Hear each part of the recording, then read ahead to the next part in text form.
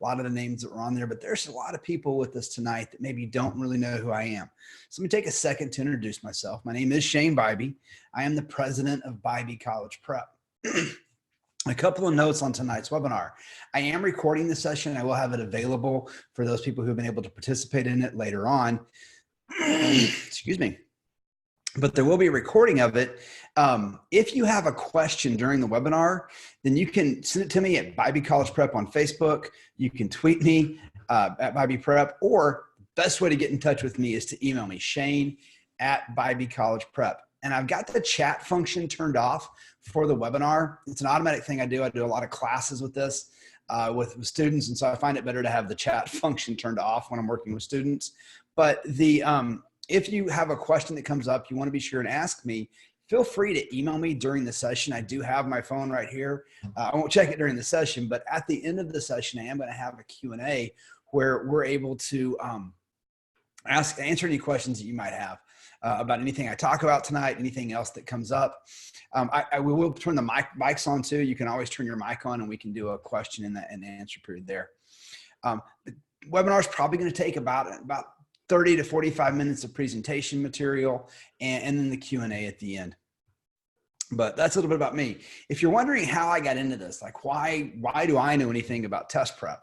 Well, I spent 28 years as a classroom. Well, I've been in education 28 years now. 22 of those 28 years were in the classroom working with students. The last 9 years, I've been working in test prep. I got started back 9 years ago trying to help students achieve national merit status.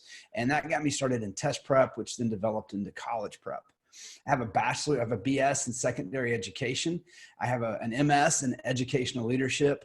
I'm also, because of all of those years in the classroom, I'm AP, GT, IB certified, just lots of certifications that got stacked up over 22 years. That's a little bit about me.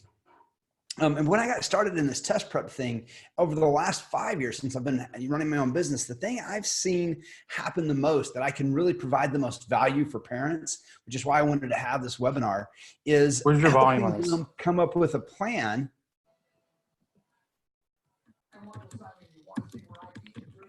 Why don't you just use your you got a mute on. I'm trying to turn it. There we go. There we go. Sorry for that delay. I was trying to make sure I had that turned off. Helping them come up with a plan that plans for their test prep, that helps the student do it ahead of time. I will get phone calls the week of Thanksgiving break from parents who are like, my student's taking the SAT on December 7th. What can you do to help? And I find myself telling parents, at that point, there's not a lot I can do. Really good quality test prep takes several weeks. So what I've developed in doing this is a process that helps students make the plan. And that's what I'm going to share with you tonight. I'm going to share that process with you a little bit. Just to kind of walk you through the 5 big things we're going to talk about as a part of that process.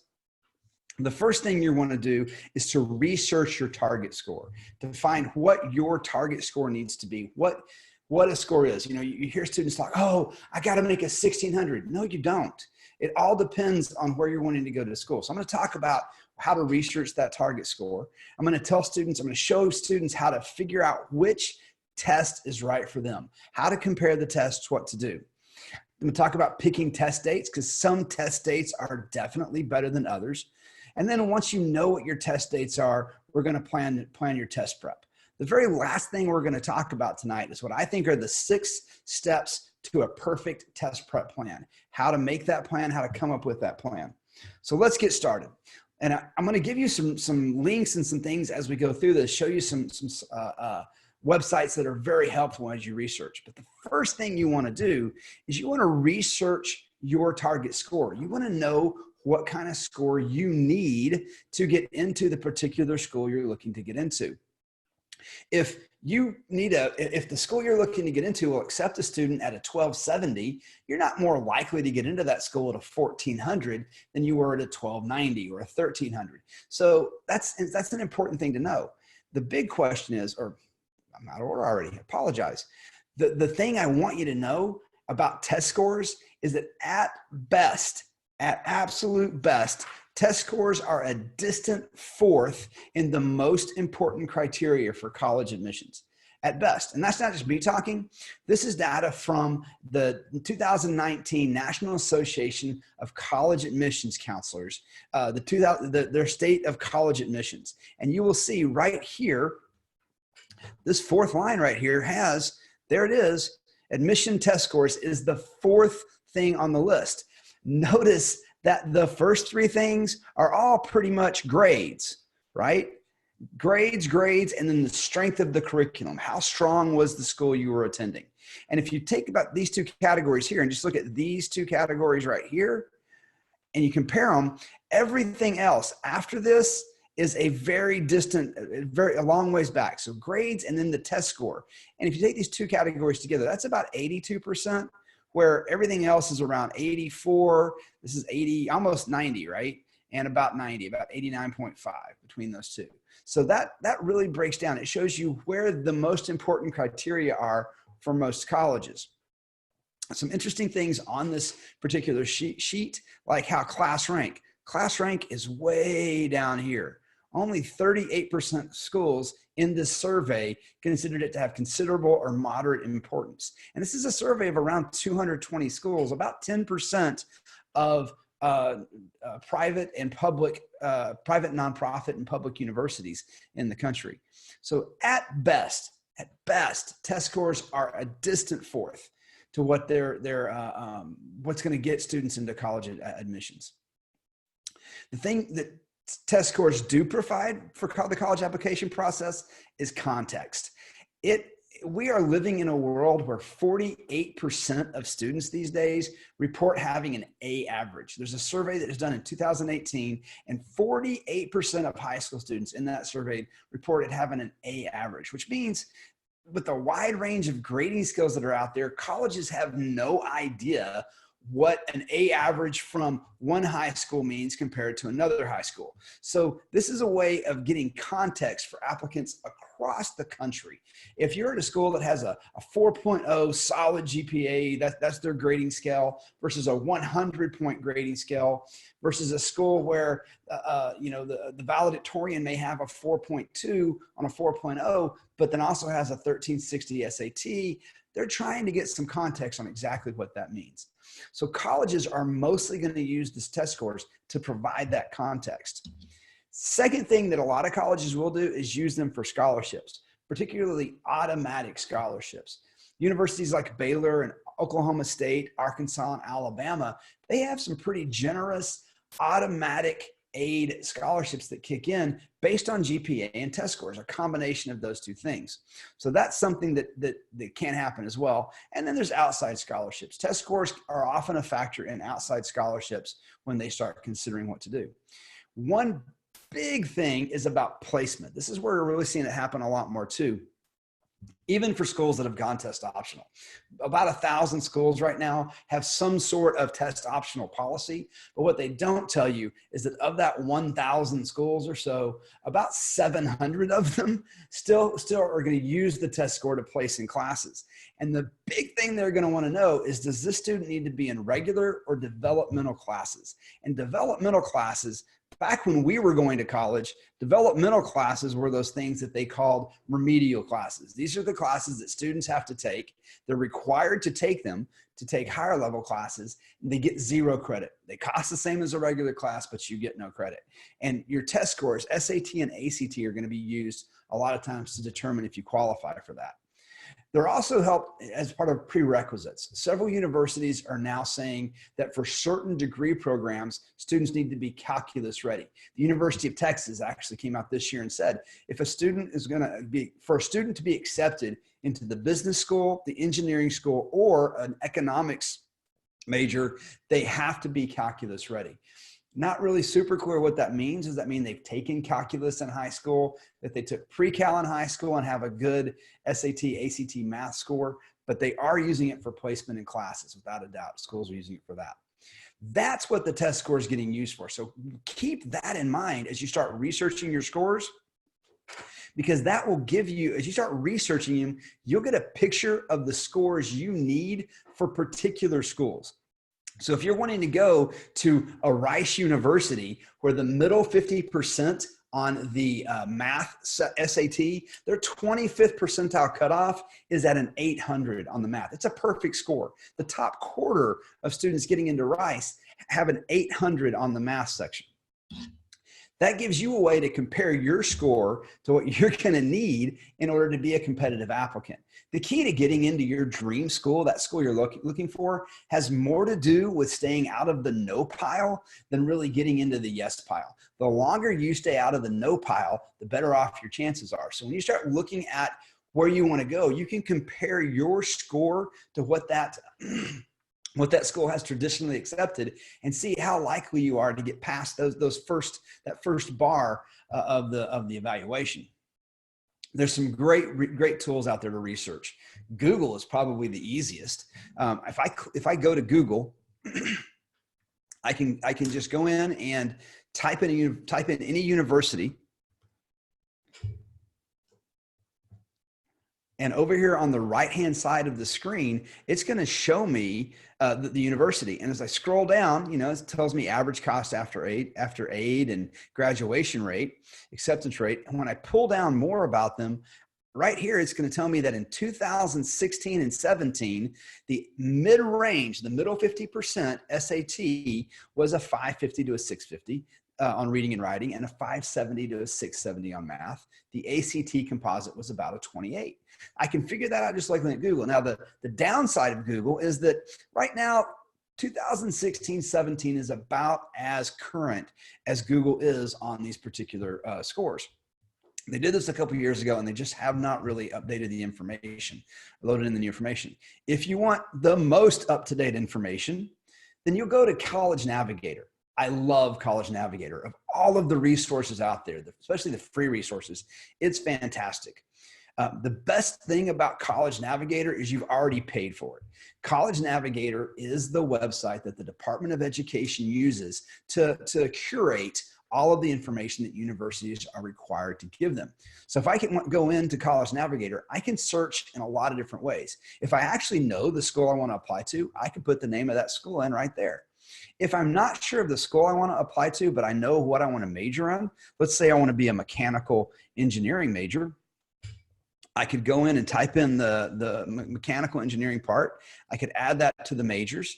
And then if maybe I'm not sure where I want to go, but I talk to a lot of students that are just telling me, hey, I want to get out of Texas. I got to get away from mom and dad for a while. Well, maybe you want to go to the Southeast, or maybe you want to go to the Mideast.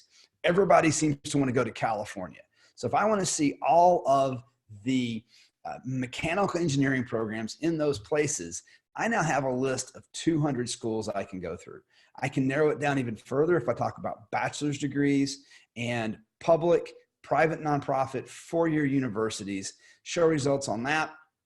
And I'm down to 178 choices. Now, this is listed alphabetically. So for any Auburn fans in the audience, this is not a ranking. This is just alphabetically, but you'll see there's Auburn right there on the list. Now, if I work with a lot of students that want to go to Auburn, so I start picking through Auburn and I go down to the admissions tab right here, and I can scroll down on the admissions tab, and there it is, the test scores for the students enrolled in the fall of 2018. Students who were freshmen last year, the middle 50% was a 580 to 650 reading and writing, and a 570, 660 math, or about a 27, 28 composite, well, 25 to 30, which would be about a 27, 28 composite ACT. When you're looking at that middle 50%, it's important that you think about 50% and above, unless you're in a recruited population, a recruited athlete, and historically underrepresented population of some sort. Then you might be able to be in that 50th percentile to 25th percentile. But that's mostly for most students who I work with, they're going to want to be in the 50th percentile or above. So split the difference about halfway and see how your scores line up. Think of your PSAT, think of an ACT. If you have a score in your pocket already, if not, make this your target score. For Auburn, if that's the dream school, you probably need to have about a 1260 or above. And if you get that 1260, you get that 1300, you can move forward knowing that your test scores aren't going to get you thrown out of consideration for Auburn. Very important thing to do. I do want to talk about two more things on College Navigator that are very helpful for parents. And that is this drop down box for tuition, fees, and estimated student expenses. The reason that's really helpful is this is that cost of attendance.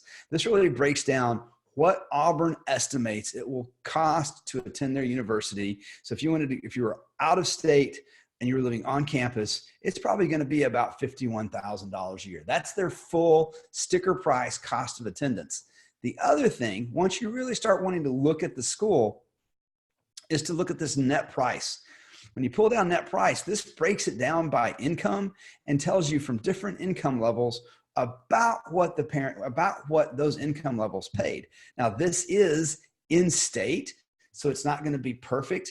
And to get a perfect number right there, you can go to Auburn's net price calculator and you can put in your information to calculate exactly what it's going to cost to go for your student to go to Auburn. And they'll give you an estimate right there on the net price calculator. So that's a fantastic way to get information, to find information. But that's really down the road. That the biggest value of this right now is to look at those admissions numbers and find out what that score is. So you want to research your score, College Navigator. If you really want to do a super deep dive into a university, type in the name of any university and then the words common data set. And when you do that, you're going to get taken to you'll find a PDF. Usually it's a PDF. Some schools have actually loaded it up into websites, and that's really not easy to navigate.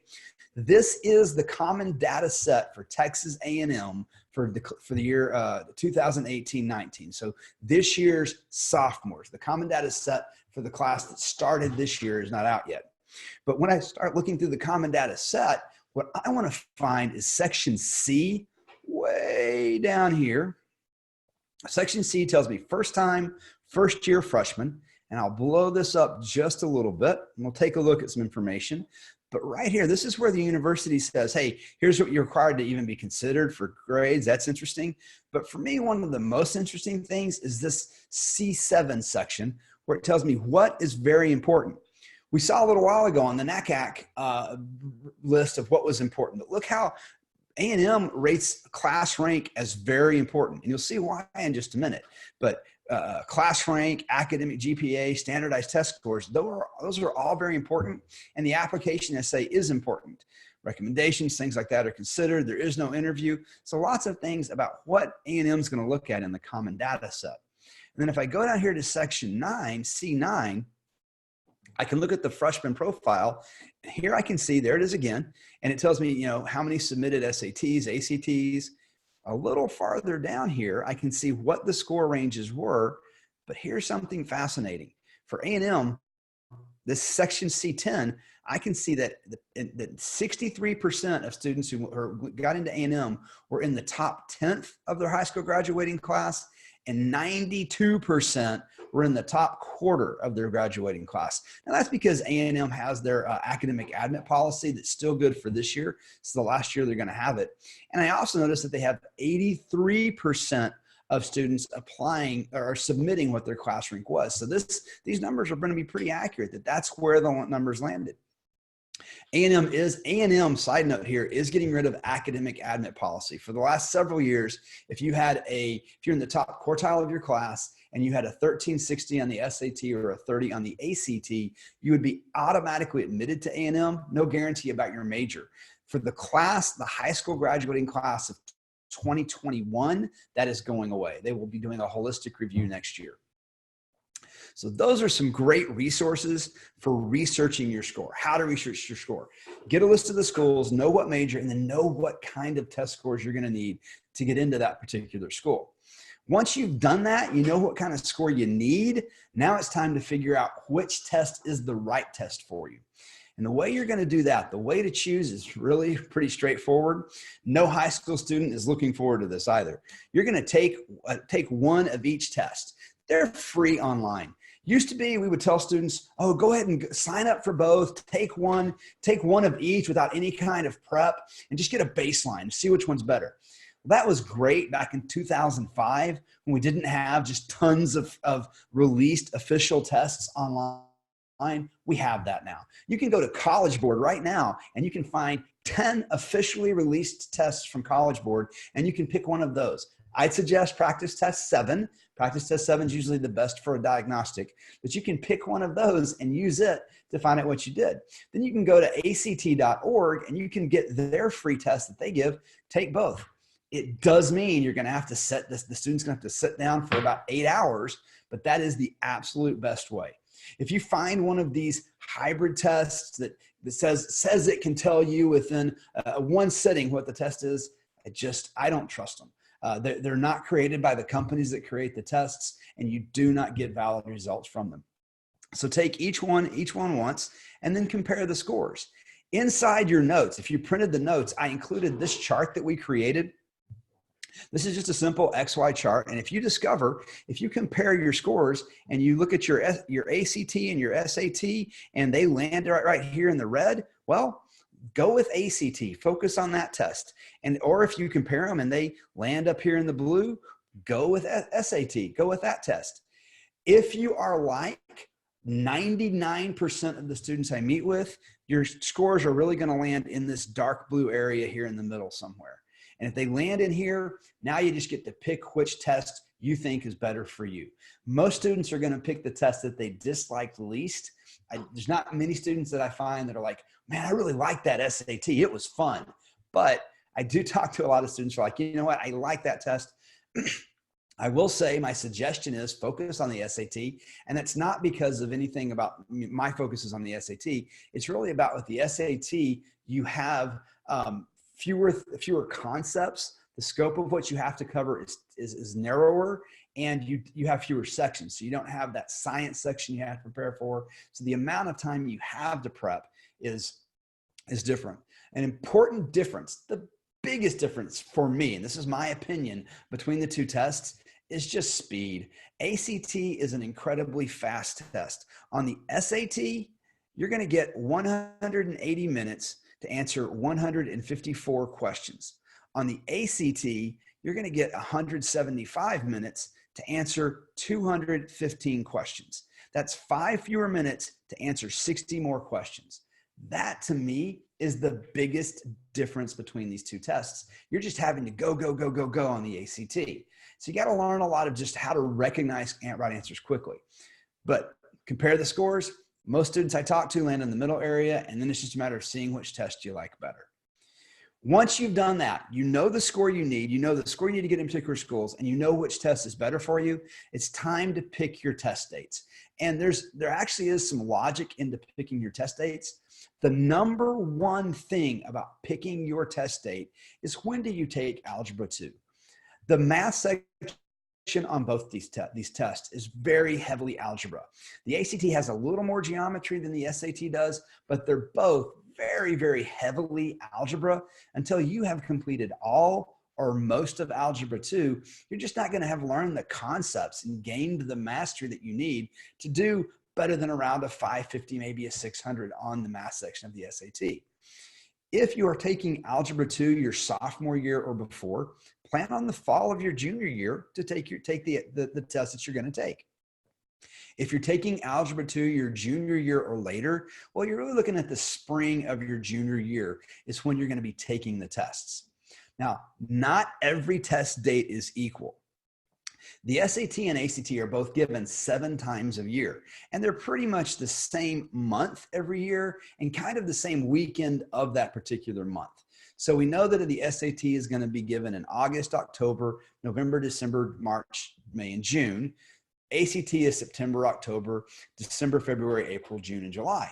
But 3 times a year, the SAT and the ACT make it possible for you to actually get access to the test you took. The SAT has what they call the QAS, the question and answer service.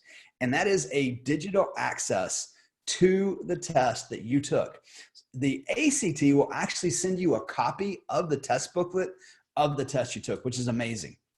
You get a hard copy of it. You don't get your actual test like you will on a PSAT, but you'll at least get a copy of the test. So now you don't have to think to yourself, oh my gosh, what 29? What was that one? I don't remember. You can go look and see, I missed 29. This is what 29 was. So these QAS dates, these TIR dates are critical for figuring out what you missed and what you need to improve. So my recommendation is to incorporate them into your test prep plan.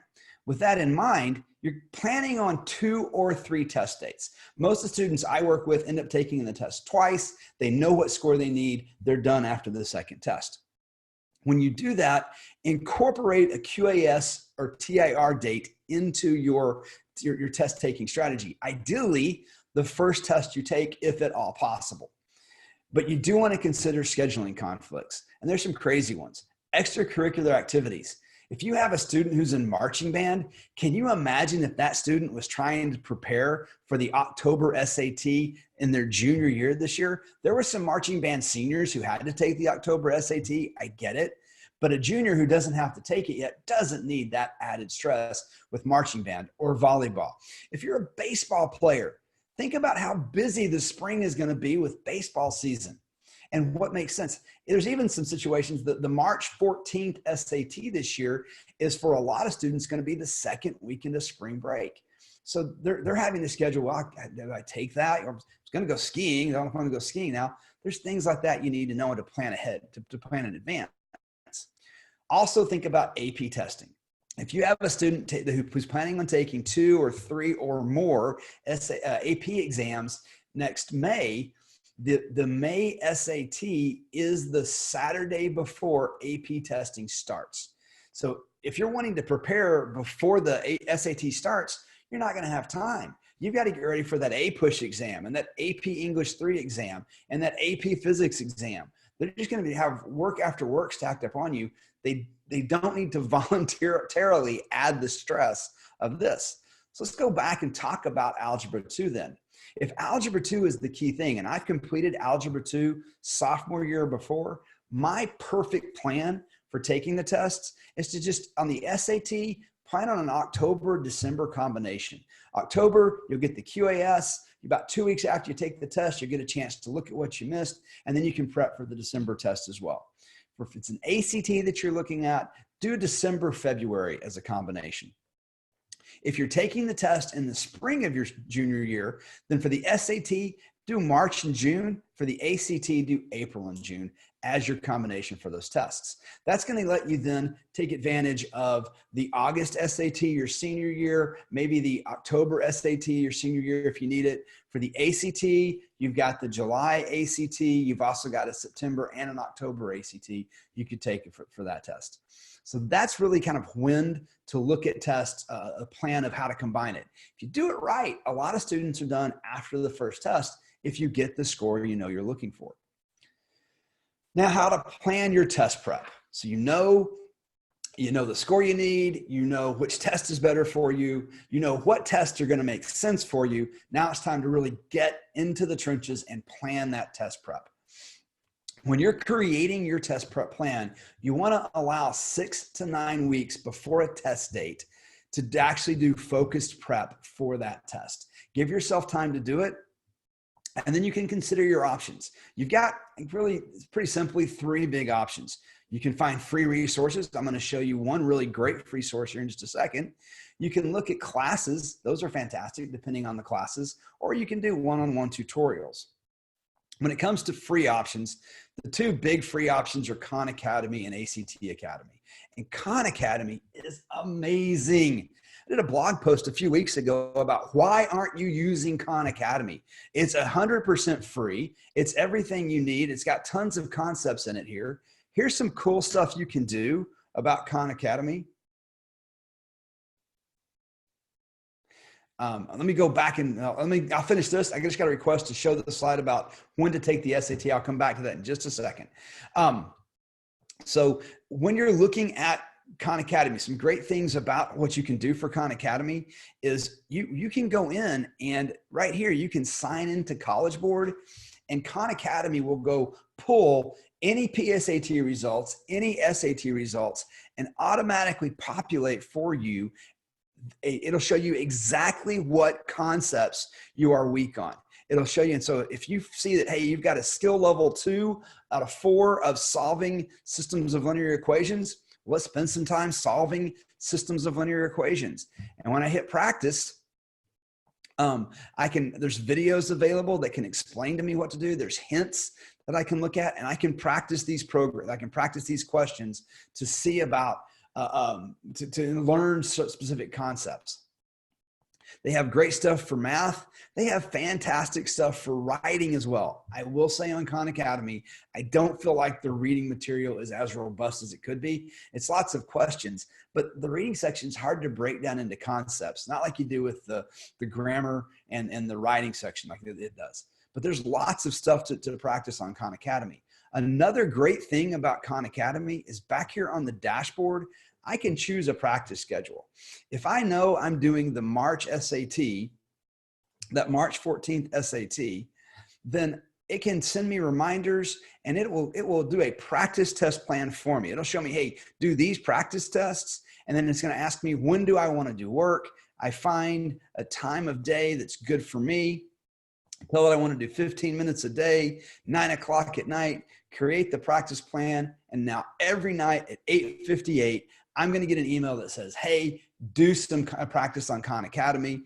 And I can go in and just click a link and go do some practice and sessions. So Khan Academy is 100% free. Students should be using it more.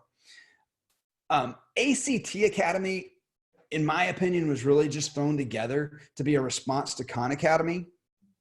They actually have a lot of concepts on the ACT Academy that just never show up on the test. They're not aligned with the test the way Khan Academy is. So I don't know if that's really the best source. I'm going to run back here real quick to talk about here's the dates about when to do it. So if you've got a sophomore or before, you're looking at an October, December SAT, December, February ACT, junior or later, March, June SAT, April, June ACT. So, all right. Talked about Khan Academy and ACT. Let's talk a little bit about test prep classes, because test prep classes, not every test prep class is equal. There's a range of class sizes. Our on-site classes are 6 students in a class. We find that's really a great number for us to get lots of good individual attention to the students. Other classes will have 25, 30 students sitting in a room. You also get a wide range of instructors when you talk about when we talk about class sizes. The same thing, I apologize. I hit slightly the wrong button. I apologize. Please bear with me. The same thing is true then of one-on-one tutorials. For one-on-one tutorials, you're going to see a wide range of rates. Everything from the college student who's doing it as a part-time job and making $25 an hour to professionals who are going to charge $175. I know of professionals on the East Coast and the West Coast that are charging $250 an hour for one-on-one tutorials. There is a wide range of quality. And something I wanted to show you, when you start talking about one-on-one tutorials, you need to know this. You need to know these are screenshots I pulled off of Glassdoor just a couple of months ago. So Varsity Tutors, who's billing people at $75 to $125 an hour in Irving, Texas, they're paying that tutor anywhere from $14 to $25 an hour. Study Point, $13 to $24. Here's Elite Educational Institute in Southlake. I don't know what they charge, but they're paying their math and reading instructor $16 to $29 an hour. Kumon, $8 to $12 an hour. So keeping that in mind, that's probably the biggest thing that affects the quality of the instructor that you get, is what kind of hourly rate is that individual getting. So when we talk about the perfect test prep plan, what do I think the perfect test prep plan is? Well, I think there's 6 steps to the perfect test prep plan. I've been through a couple of these already. So you determine which test to take. You've already done your research. You know which test is right for you. Now it's time to prep. Complete a test prep class of some kind. Find a class that works for you, works for your schedule. Complete that particular class. Then take your QAS or TIR date first. Do that one as your first test. Once you do that, compare the score you get back. The ACT gets back in about 10 days. The SAT gets back in about 12 days. So you'll find out your score. You'll see what the multiple choice, the objective portions was. Compare that to the target score. I'll say it again because it bears repeating. If the midpoint score for that school you're wanting to get into is a 1270 and you get a 1350, as far as getting admitted to the school itself, you're set. Your application is not going to be disregarded because of your test score. You're not more likely to get in at 1520. Now, there's lots of selective schools out there where the midpoint is. I mentioned Rice earlier. I think the midpoint on Rice is around a 1520, something like that. So there's a score where, but again, if you're at a 1520, Rice's range is so tight that if you're at 1500, that's probably not going to get you disregarded at Rice. You're in 99th percentile. That's a fantastic score. If you still need to do work, that's the time to call in your one-on-one tutors. That's the time to put the money into a tutor. It could be for a lot of different reasons. You might have the score you need, but discover that if you had 50 more points on the SAT or 2 more points on the ACT, it could mean $7,000 more a year in merit aid. So if you put $1,000 right now into 20 sessions with a $50 an hour tutor, maybe that gets you where you need to go. And you can work with the tutor one-on-one to get and really focus on what you need, then take that second test. That is the perfect test prep plan for me. I am going to do a Q&A next. I do want to let you know about our program and a special offer that I have. You knew the sales pitch was coming, but we do our test prep boot camp. I am now doing the test prep boot camp online. I've been able to work with students literally around the world, as far away as London and as nearby as Flower Mound. I've been able to work with students around the world so far. We're seeing 150 to 100 point improvements through the test prep boot camp regularly for students who are completing the program. And it is live online instruction. It's me behind this mic with this webcam doing the same, doing instruction right here. It amounts to 24 hours of test preparation. There are 6 2-hour classes and then 4 practice tests that students do. And we also have online resources for students to review their practice tests to see what they missed and get some help with that. Every test prep bootcamp is scheduled for a specific test, and the cost is $649. That is a misprint. I need to redo that. It is $649, but for the next 72 hours, there's a special for you. It's $150 in the next 72 hours. You'll get a coupon code tomorrow in an email that direct to you. You use the code CRUSH the SAT, all caps, CRUSH the SAT. And in the next 72 hours, if you show up, sign up for a class. You can go to our website and see the test prep bootcamp that's online and sign up for a class there. If you'd like more information on that, please feel free to email me, ask me any questions there. So with that, I'm going to open up a Q&A. If you have any questions, if you want to text me, I'll tell you what, I'll even write. Here's our office line. If you want to text me to 682-654-7151. Sorry, 7454. Mixed up my 2 numbers there. 7454. Feel free to text me any questions that you might have, or email me any questions you might have, and I'll have a Q&A. If I don't have any questions here, usually it's pretty straightforward. Then I'm happy to answer any questions by email, as well as you're going to get an email tomorrow from me that has information about the boot camp itself and things of that nature. So are there any questions about the information that I've gone over tonight?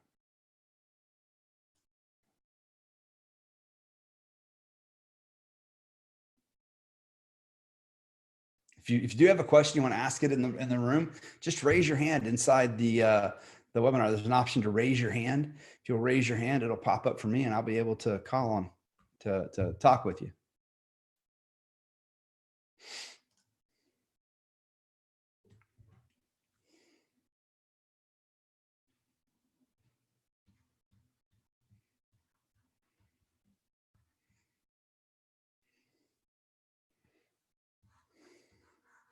Try that one more time. That is the number. Problem with my brain trying to talk at the same time. I had a question come in that says, do I recommend the tutor sessions between the first and second tests? I do recommend one-on-one tutorials between the first and second test. Most students are going to get giant gains out of a class, especially if you find a good, reputable class. They're going to see huge gains. Our on-site classes right now are seeing about a 180 to 200 point gain in the on-site classes. It's slightly better in the on-site than it is in the online because the on-site kids are more, we can confirm that they do the practice tests in the right format. So, but between that, if you get 150 point improvement, 180 point improvement, you may not need one-on-one tutorials. You may not need to spend that time and that money on the one-on-one tutorials itself.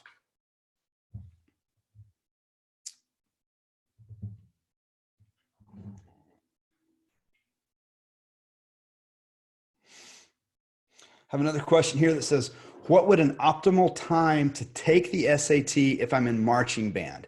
Also took Algebra 2 freshman year. If you're in marching band, this is what happened for a lot of my marching band kids this year. That October SAT was the same weekend as a Band of America's competition. So there was no way juniors were going to miss that competition in order to take the SAT. There's no way band directors were going to let them, right?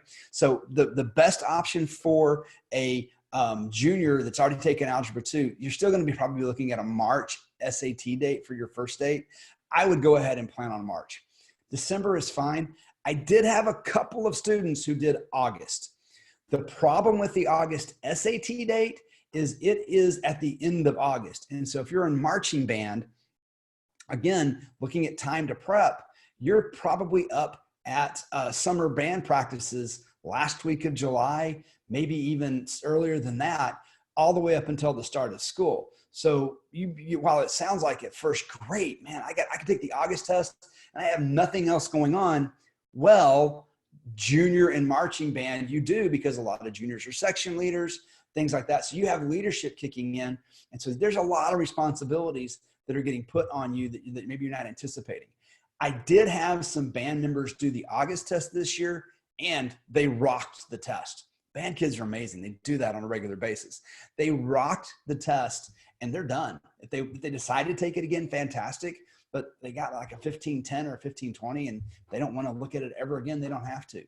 So if you want to do it August before your junior year starts, fantastic. But if you decide to do that, take a prep class. Do not go into, do some kind of prep ahead of that August test, because you just cannot go into that test cold. You'll have been out of school since, the end of May, and there's a lot of concepts you need to go back over.